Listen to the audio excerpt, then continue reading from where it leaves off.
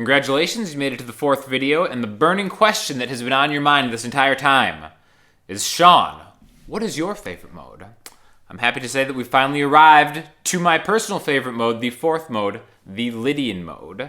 So, again, we're doing it in the key of C, so C, D, E, F. This is going to be F's mode in the key of C. So, the notes are going to be F, G, A, B, C, D, E, F. All right, and here's how we play it. So we're going to start with this F. Now, it's really easy if you just learned Phrygian, which we just did when we went E, F, G, A, B, C, right?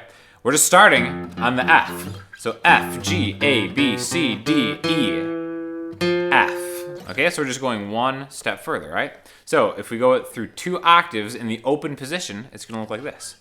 E, F, G, A, B, C, D, E, F, G, A, B, C, D, E, F, G. Now, you might be asking, well, why am I leading with my middle finger on the 1st fret here instead of just maybe what might be more comfortable is going F, G, A, B, C, D, E, F, G, A.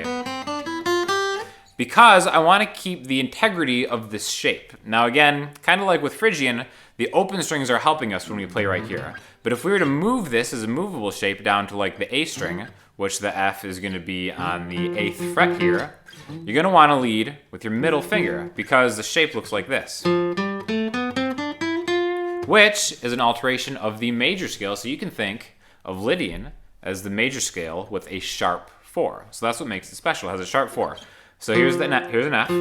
F major would be middle, pinky, index, middle, pinky, index, ring, pinky. F Lydian is middle, pinky, index, ring, pinky, index, ring, pinky. So 1, 2, 3, that 4 is a sharp 4.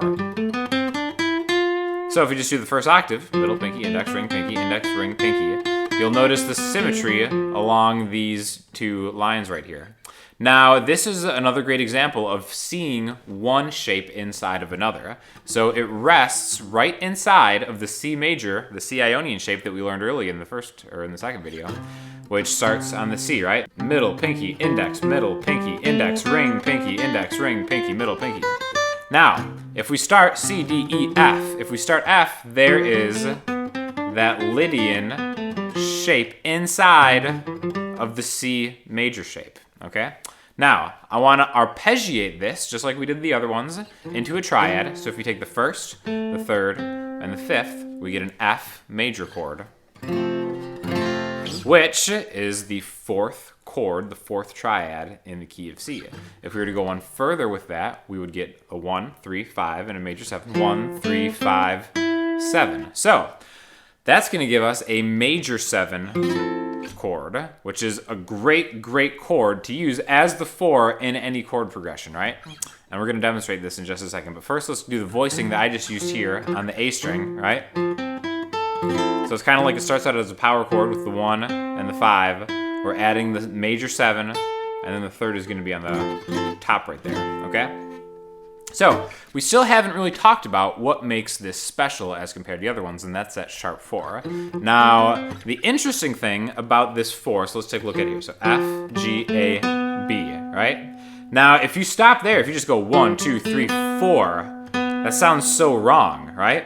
Because this is the distinction between a sharp 4 and a flat 5. Now, you may know this, you may not, but another word for flat 5 is diminished, right? One of the nastiest sounds we can make in music is adding a root note and a flattened 5, right? So again, like diminished, minor 7 flat, 5 chords have that sound. And again, it just works out that it's an unpleasing sound for the most part. Now, the beautiful thing about Lydian and why I like it so much is because it has that, but it's not a flat 5, it's a sharp 4, which for literal purposes is the same thing. It still ends up being this B note, F, G, A, B, but because we end up going to the C in F, so F, G, A, B, we don't stop there, we go to the 5. So the sound of the 5 there kind of resolves it and makes it okay. So that's the difference between a sharp 4 and a flat 5, because this is the 4th note, and the 5th note is still there. Now there's a mode in which there is just a flat 5, the Locrian mode, which we'll get to in a little bit, and that doesn't have the 5 to kind of round it out. So to kind of give you an example of how you can use this, what this I don't really want to say dissonance. It sounds more of like a suspension to me, right? So if we firmly entrench ourselves in the key of C, because if we do this starting on F, it'll sound like we're in the key of F major. So if we firmly entrench ourselves in the key of C just by playing C major and the C major scale, we can kind of get the sound that F Lydian and the 4 chord gives us, right? An F major, right? You don't hear the resolution so much with an F chord when you're thinking in C, when you've developed an atmosphere of C major, right? That F chord by itself isn't the most obvious place to resolve anything. The C is where you kind of get that finality of a key. You get that tone that's just the resolution, as we call it, right? So, again, I don't know if suspension is the right word, but using the 4 chord a lot, which is something I personally enjoy doing in my own writing and composition and playing and stuff like that, kind of adds something that is close to resolution, but not really. And I'm going to try to demonstrate this by doing a major 7 arpeggio run with an F and a C, and then working the 5th into that. So what I'm going to do, I'm just going to take a regular major 7 arpeggio rooted on an F, which is the 8th fret of the A string, 1, 3, 5, 7, right? So in Lydian we have 1, 2, 3, sharp 4, 5, 6, 7, 8. Take the 1st, 3rd, 5th, and 7th notes to make an arpeggio, and I'm going to kind of swing it a little bit like. Now, that same arpeggio exists in C major, C Ionian. 1, 2, 3, 4, 5, 6, 7, 8. 1, 3, 5, 7. It's the exact same thing, the exact same intervals will give you a C major 7. So I'm going to swing that exact same way on the C.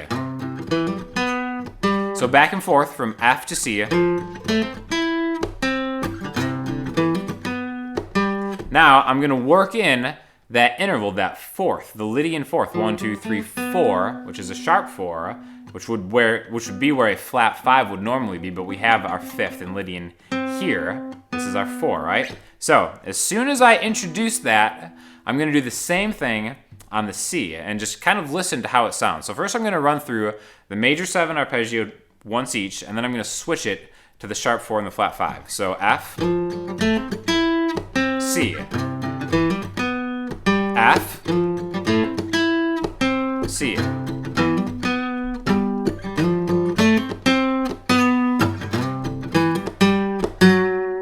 Now, as soon as I hit that flat 5 in C, it kind of goes off the rails a little bit. There's too much dissonance and it doesn't sound good. When I did it on the F, it's fine, it's acceptable. But then when I do it on C,